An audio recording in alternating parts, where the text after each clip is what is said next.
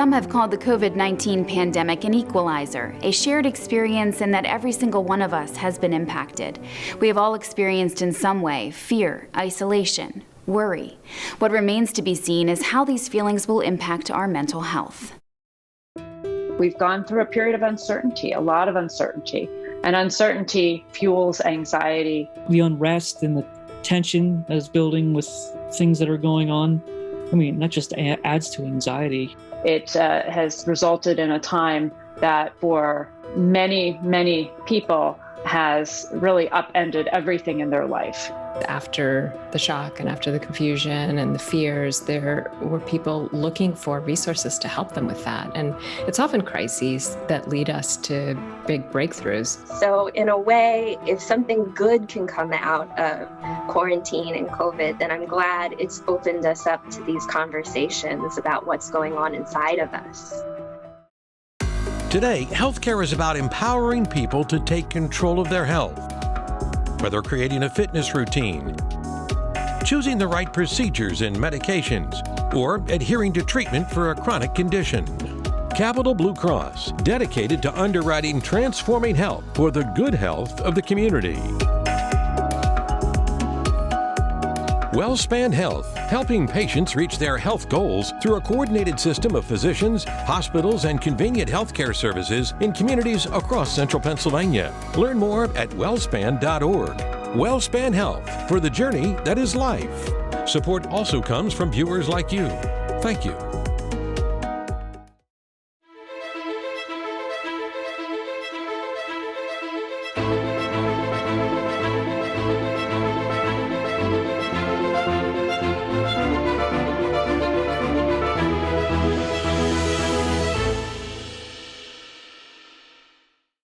Hello and welcome to Transforming Health, Mental Health After a Pandemic. I'm Kira McGuire. Over the next half hour, we'll look at the impact of the pandemic on our mental health. We'll hear from individuals who already had a mental health concern and had to navigate through a pandemic. They'll share their tips for others. Plus, why some feel connection and a sense of belonging will be key to moving forward. First, let's take a look at the impact of the pandemic on our mental health. Here's what we know. Hi, my name is Erica Saunders. I'm a psychiatrist. I specialize in complicated mood disorders, depression, bipolar disorder. The time period that we're in, having experienced the COVID pandemic, has been an extremely challenging time period for everyone, for all of society. I think we need to realize that we have lived through something that is truly monumental in the fact that it has affected everyone on the planet. It's not affected everyone equally, but it's affected everyone. Hi, my name is Sebenay Selassie, and I'm a meditation teacher and an author. This pandemic has really given us the felt experience that we're in the same ocean. We're all experiencing these waves, especially those early days of the pandemic when there was so much shock and confusion and just unknowing. But we also recognize that we're not in the same boats. Some people are literally on yachts, and some barely had rafts. The increased societal conversation around equity, equality, inclusion, and the terrible mistreatment of certain groups of individuals has, all been a heightened conversation in the past year. It has resulted in a time that for many, many people has really upended everything in their life. Shock and confusion, a lot of fear. There was that sense of isolation and loneliness.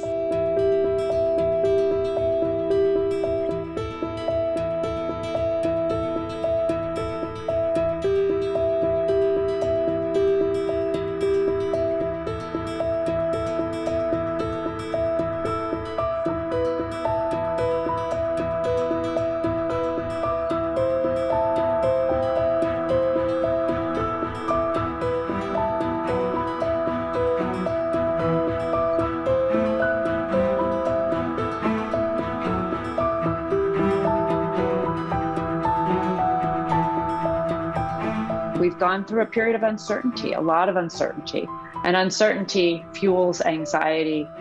So as the pandemic started, all of the mental health professionals really across the state in most programs transitioned very quickly to telehealth. There was a period of about 6 to 8 weeks where we had a decrease in requests for mental health services. And then after that, it was a real increase. The same pattern was seen after the 9/11 event and after other major disasters. People are figuring out what they need to do to get by day to day. And the swell of anxiety, depression, substance misuse comes after that. And then since that time, there's been doubling to tripling of requests for services.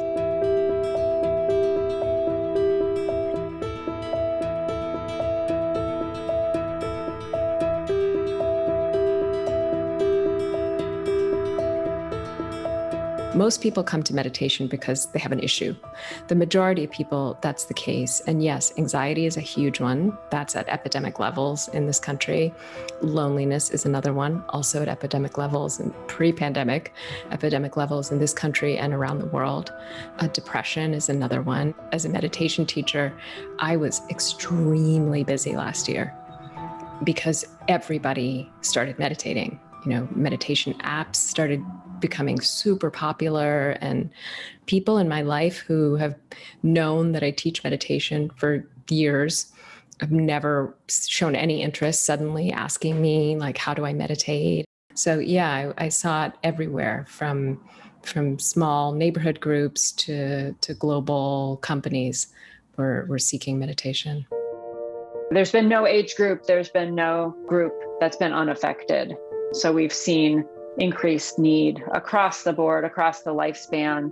We expect that the rates of need for mental health care will remain elevated for quite a long time, probably several years. So we're planning for that. We're thinking about that. For those with existing mental health concerns, the onset of an isolating pandemic could have been life-changing. The following are different stories from different people who share the same message for others with mental health concerns. You are not alone. Hi, my name is Dan, and I have struggled with depression and anxiety for most of my life. My childhood was pretty unstable. I didn't have that structure that I needed. I have a growth hormone deficiency that caused me to be smaller than most. And I have epilepsy as well. I was picked on a lot. So all those things kind of combined kind of led me down a path of negativity and depression. It's very nebulous. Doesn't really have a face, or you can't describe it. So it's just waves of these negative feelings and waves of those thoughts of suicide. Being alone was very hard for me because you just have nothing but your thoughts. And when they're negative thoughts and you have nothing else, you just go down into the abyss. And it's not a fun place to be. I think I lived with it my whole life to the point to where I just didn't realize it. I didn't have any frame of reference. It just so happened there was an event, a relationship ended, and it was just, the crack in the dam that let it all loose. That really, that was bad. That was a bad one. I was thinking of attempting suicide, and I had been placed into a mental health facility. So I had to hit rock bottom before addressing it at all. I was in the hospital for 3 or 4 days. I was on some medication. I got on some medication, and then slowly the negativity started coming off of me. And I was able to start taking action to change things around for my life. I have a notepad that I write down like 10 goals that I want for my life. And as I go through them and accomplish them, I just add another one. So it's constant. I cannot put it down because it's so easy to fall back into a state of complacency. It's a lot of work. But when you get that ball rolling, And that's what that medication did for me. You see that little bit of light, you have to go after it.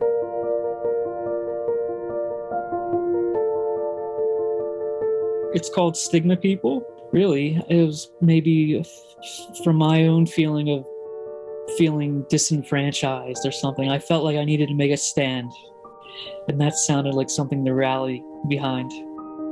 I realized when I was in the hospital and I was around people that had what similar, situation to what I was dealing with, that was amazing to me. It just made me feel better that I knew there's other people like me. None of the ones I've photographed, and even the ones I spoke to who haven't been photographed, did I feel like I didn't know right off the bat. It's a common bond. Ultimately, I want it to help other people and just help them find what I did in the hospital, that they're not alone. It's a lot of time to think.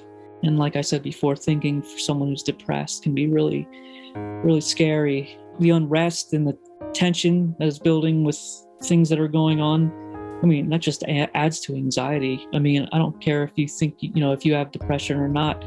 Anxiety is anxiety. We all feel it. We all can feel that tension in the air.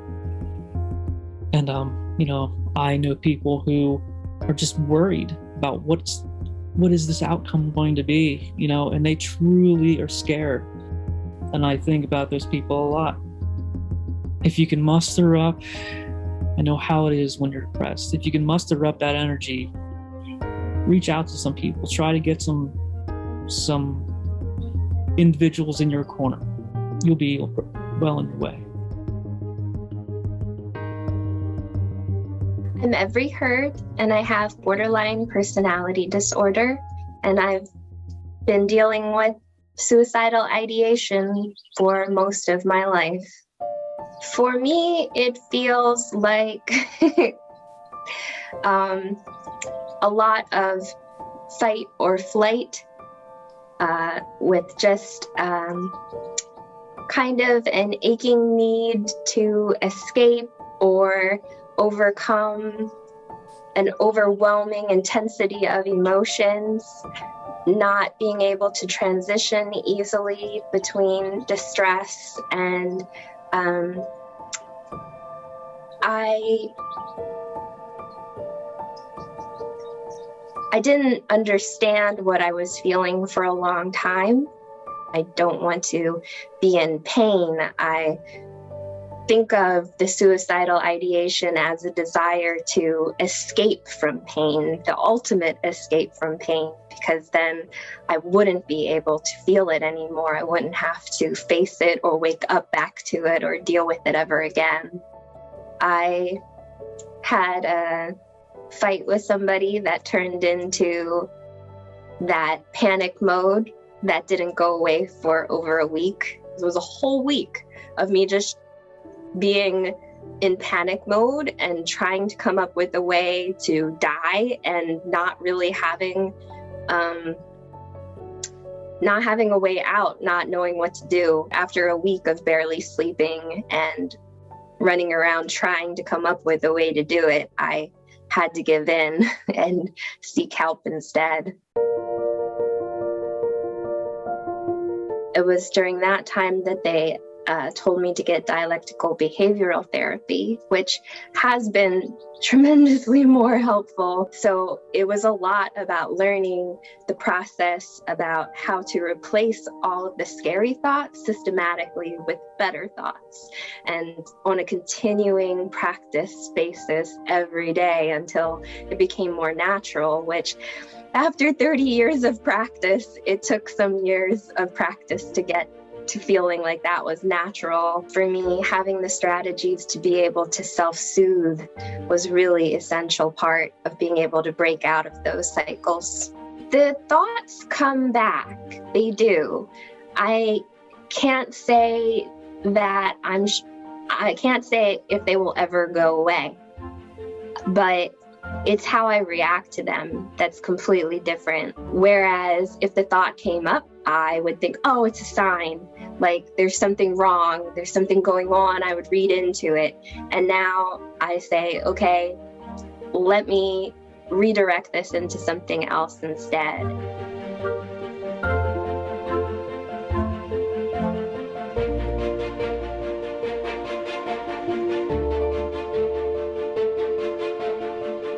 Borderline personality disorder, for those unfamiliar, is a very rare condition. I'm the only one in the cast with it. Amongst its symptoms are black and white thinking, fear of abandonment, and a lack of clear sense of self. Even up until the moment that I stepped in front of you, I wasn't sure who was going to come out and talk, and that's what it is to have a personality disorder, truly. It was really exciting to be in a room full of other people like myself who identified as having mental illness, who identified as being stronger and recovering as a result of it. But at that point in time, honestly, it felt like strange to be able to find that many people who were in a similar situation. I was so thankful. I read the statistics about borderline personality disorder, and they made it sound like such a small fraction of people. And unfortunately, at that point in time, if you Googled borderline personality disorder, the top 10 pages were all about how to get away from your crazy girlfriend, which was me at that point. I was that person, and I didn't want to be seen that way. That was a great experience. And I knew doing it that it was going to be accessible for anybody who Googled BPD, that they were going to see somebody else who felt positive about having it and who they were, instead of the things that I had seen when I had to go look for it.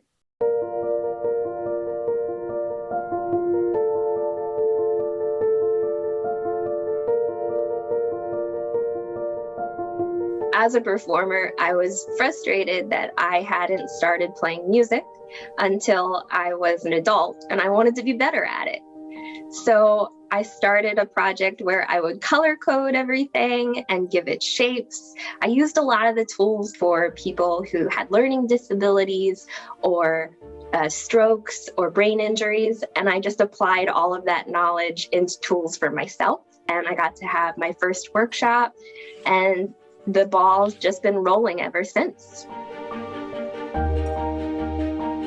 COVID happening before I had gotten treatment would have been devastating for me, because a lot of my mental health issues are around having a sense of control.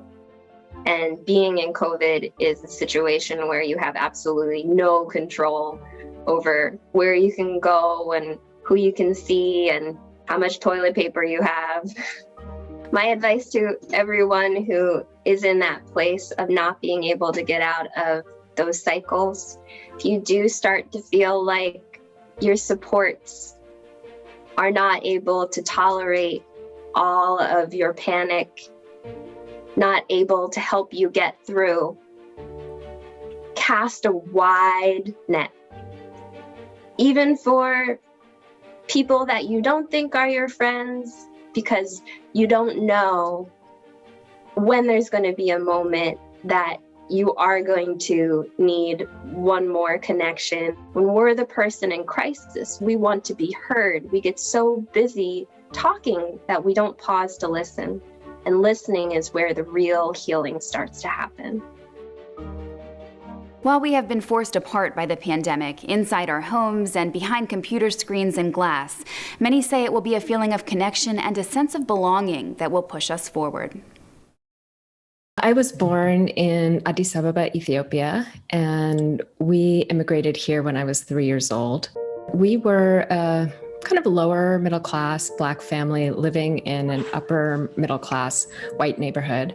So I started experiencing kind of challenges with belonging, really. I teach and write about belonging because for so long I felt like I didn't belong. That led me on the path of meditation and eventually mindfulness. We're not separate. And all the great wisdom traditions talk about that. They talk about non-separation or interconnection or love for your fellow beings. It's different language, but it's all pointing to the truth. And so what I like to say is, although we are not separate, we're also not the same. And we have to reckon with the fact that we each have our own personal histories, but we also have familial and ancestral histories, and we are part of political and social trajectories. That exploration of that paradox, we are not separate, we are not the same, is the fundamental way that we can actually achieve a sense of belonging, not only to ourselves, but also to each other. It feels like this year has given us a great pause, kind of structurally. There was this pause and a time for reflection. And in many ways, it was just revealing so much. That was a big shift for folks, to sort of reprioritize and start to really reflect on, what was meaningful, what they wanted to pay attention to, what they wanted to do more of. Right before COVID hit, I was able to kind of get dialed in what I really wanted and what really mattered to me. And all it took then was just execution. I just came to a conclusion as well that, I'm only going to live once. And when you're at the bottom like I was, that means something else. I think people tend to go pedal to the metal.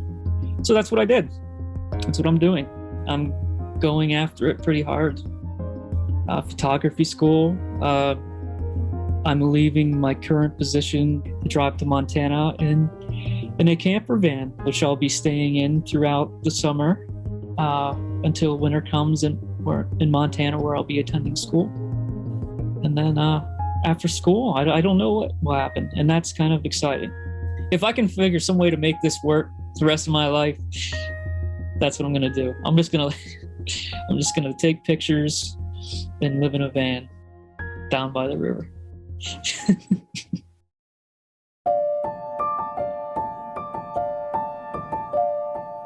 I have to remind myself every single day that she wants me to keep living.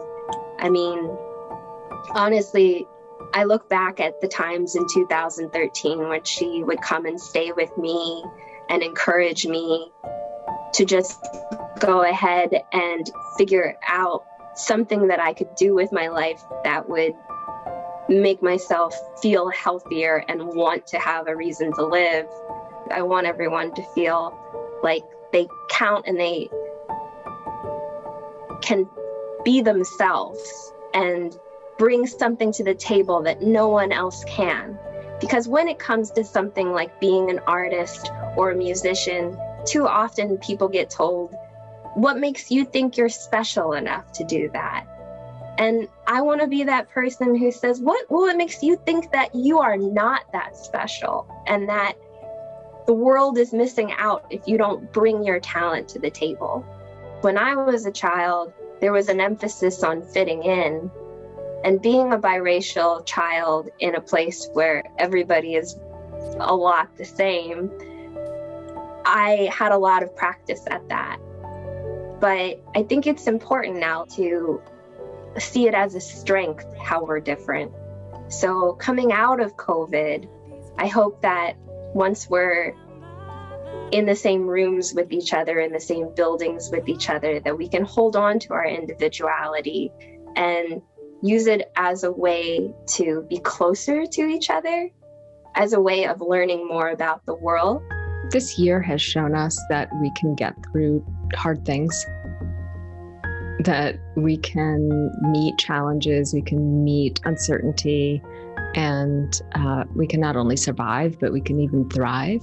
So in a way, if something good can come out of quarantine and COVID, then I'm glad it's opened us up to these conversations about what's going on inside of us. If we got through this past year, we can get through what's next. There's a way in which this past year had people really show up for challenges because we had to. We didn't really have a choice. There was no one that was exempted. To recognize our interconnection and to take care of ourselves and each other through that.